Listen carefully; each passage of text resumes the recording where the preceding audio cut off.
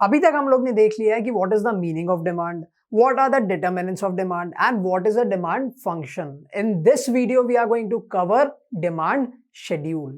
अब what is a demand schedule? मैं आपको पहले अपनी तरफ से समझा देता हूं. डिमांड शेड्यूल का मतलब होता है एक टैब्यूलर रिप्रेजेंटेशन जहां पे हम प्राइसेस और क्वांटिटी डिमांडेड दिखाते हैं. ठीक है, दैट मींस एक पर्टिकुलर प्राइस पे एक कमोडिटी की कितनी यूनिट्स सेल हो रही थी. लेट्स से हम बात करते हैं एक इमेजिनरी प्रोडक्ट की, दैट इज प्रोडक्ट एक्स. ठीक है, जब वो प्रोडक्ट एक्स का प्राइस 10 रुपीज था तब उसकी क्वांटिटी डिमांडेड थी 100 यूनिट्स. उसकी प्राइस कम हो जाती है, दैट मींस 10 के बदले में वो आ जाती है 9 पे, तो उसकी क्वांटिटी डिमांडेड इंक्रीज हो जाती है, दैट इज 100 से 120 पे आ जाती है. तो ऐसे जब हम अलग अलग प्राइजेस पे अलग अलग क्वांटिटी डिमांडेड दिखाएंगे तो उसको हम लोग बोलेंगे डिमांड शेड्यूल. ठीक है, demand schedule is a tabular statement showing various quantities of a commodity being demanded at various price levels during a given period of time. That means एक particular time period पे अलग अलग prices पे वो particular commodity के कितने units sell हो रहे हैं या फिर demand हो रहे हैं, इसको हम लोग बोलेंगे demand schedule. आगे हम next वाले slide में देखेंगे तो और ज़्यादा अच्छे से clear हो जाएगा. It shows the relationship between price of the commodity and its quantity demanded. Relationship का क्या मतलब हुआ? There are two kinds of relationship, positive direct relationship and inverse relationship, जिसको हम लोग नेगेटिव रिलेशनशिप भी बोलते हैं. पॉजिटिव रिलेशनशिप का मतलब होता है, लेट्स से कोई एक पर्टिकुलर चीज, लेट्स से प्राइस इंक्रीज हो रही है तो डिमांड भी इंक्रीज हो रही है. अगर प्राइस डिक्रीज हो रही है तो डिमांड भी डिक्रीज हो रही है. जब दोनों चीज सेम डायरेक्शन में मूव करते हैं तो उसको हम लोग बोलते हैं positive direct relationship. Inverse relationship क्या होता है? इसका एग्जैक्ट उल्टा. इनवर्स का मतलब ही उल्टा होता है. ठीक है, तो for example let's say price increase हो रही है तो डिमांड डिक्रीज हो रही है, प्राइस डिक्रीज हो रही है तो डिमांड इंक्रीज हो रही है. जब मूवमेंट, जब डायरेक्शन दोनों का अलग अलग होता है तो उसको हम लोग बोलेंगे इनवर्स रिलेशनशिप. तो डिमांड शेड्यूल से हमें प्राइस और क्वांटिटी डिमांडेड में एक रिलेशनशिप भी पता चलती है कि रिलेशनशिप डायरेक्ट रिलेशनशिप है या फिर इनवर्स रिलेशनशिप है, ये भी हमें पता चलती है. ठीक है, a demand schedule can be determined both for individual buyers and for the entire market. यानी हमारा जो डिमांड शेड्यूल हो सकता है वो इंडिविजुअल डिमांड शेड्यूल भी हो सकता है और मार्केट डिमांड शेड्यूल भी हो सकता है. सबसे पहले आते हैं इंडिविजुअल डिमांड शेड्यूल के ऊपर. Individual demand schedule refers to a tabular statement showing various quantities of a commodity that a consumer is willing to buy at various levels of price during a given period of time. यानी individual consumer की बात हो रही है. Let's say वो consumer मैं हूं, ठीक है, लेट्स से मेरी बात हो रही है, तो इंडिविजुअल डिमांड शेड्यूल बनाते हैं हम लोग एक बार. ठीक है, यहाँ पे हमने क्या लिख दिया है? प्राइस इन रुपीज, और यहाँ पे हमने क्या लिख दिया है? Quantity demanded of commodity x. Units में बात कर रहे हैं हम. ठीक है, तो लेट्स से जब उस पर्टिकुलर कमोडिटी एक्स की प्राइस थी 5 रुपीज, ठीक है, तब मैं सिर्फ एक ही यूनिट खरीदता था. ठीक है, मेरे को ऐसा लगता था सफिशिएंट है मेरे लिए, एक unit is sufficient for me.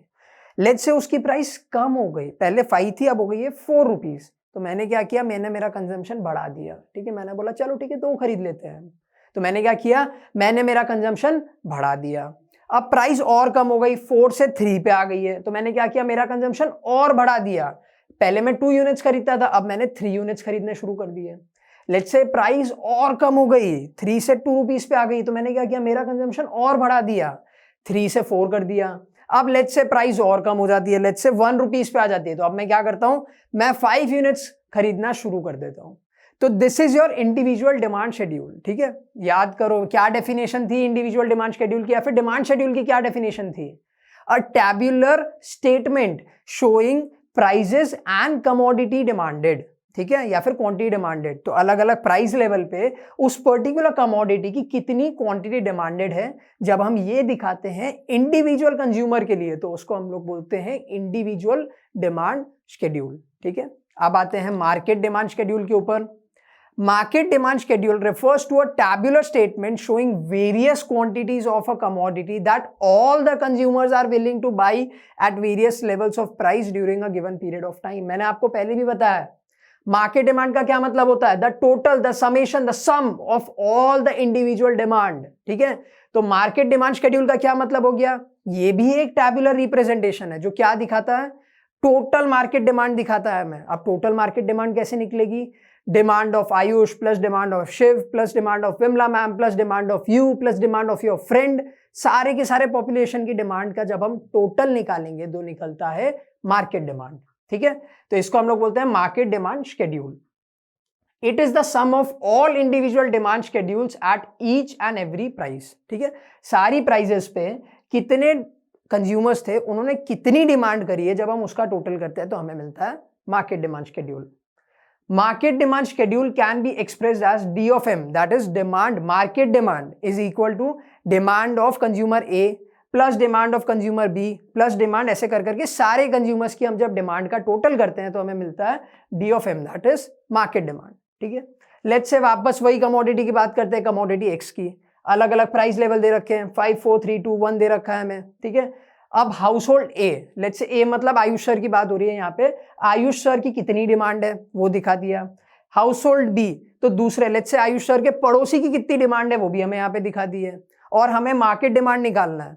हम अज्यूम कर रहे हैं कि पूरे सिटी में सिर्फ 2 ही लोग रहते हैं, आयुष सर की फैमिली और उनकी पड़ोसी की फैमिली। ठीक है, तो मार्केट डिमांड कैसे निकलेगा, ए प्लस बी से निकल जाएगा आपका मार्केट डिमांड। ठीक है, जब प्राइस थी 5 रुपीज, मेरे फैमिली की डिमांड कितनी थी, 1 कमोडिटी की, मेरे पड़ोसी की डिमांड कितनी थी, 2 यूनिट्स की, तो मार्केट डिमांड क्या हो गया, 1 + 2 = 3।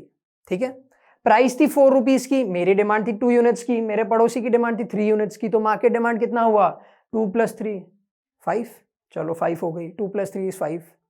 जब प्राइस कम हो गई 3 रुपीज पे आ गई, तो इंडिविजुअल डिमांड मेरी कितनी थी, 3 यूनिट्स की, मेरे पड़ोसी की कितनी थी, 4 यूनिट्स की थी, 3 + 4 7। ठीक है, देन प्राइस और कम हो गया, 2 रुपीज पे आ गई है, मेरे फैमिली की डिमांड हो गई है 4 यूनिट्स की, मेरे पड़ोसी की हो गई है 5 यूनिट्स की, टोटल कितना हुआ, 4 + 5 लेट्स से 9। ठीक है, और जब प्राइस कम होके हो जाती है 1 रुपीज, तो मेरी डिमांड हो जाती है 5 यूनिट्स की, मेरे पड़ोसी की डिमांड हो जाती है 6 यूनिट्स की, तो 5 + 6 = 11। ठीक है, क्लियर इनफ। लेट्स से मैं यहाँ पे एक और हाउस होल्ड ऐड कर देता हूँ। ठीक है, I just add 1 more household. Let's say household C की बात करता हूँ मैं। ठीक है, और उसकी भी डिमांड ले लेते हैं, लेट्स से 3 4 5 6 एंड 7। ठीक है, ठीक है, तो अब मार्केट डिमांड पूरी चेंज हो जाएगी। देखो लेट्स से कि हम बात करते हैं प्राइस 2 पे, प्राइस 2 की अगर हम बात करते हैं तो मार्केट डिमांड कितनी है, 4 + 5 + 6 दैट इज 15। समझ में आया? तो मार्केट डिमांड का मतलब होता है the total, the summation of all the house holds, मेरी डिमांड प्लस आपकी डिमांड प्लस शिव सर की डिमांड, हम सबकी डिमांड का जब हम टोटल निकालेंगे तो हमें मिलेगा मार्केट डिमांड। और जब हम उस डिमांड को एक टैब्यूलर फॉर्मेट में रिप्रेजेंट करेंगे तो हमें क्या मिलेगा, मार्केट डिमांड शेड्यूल।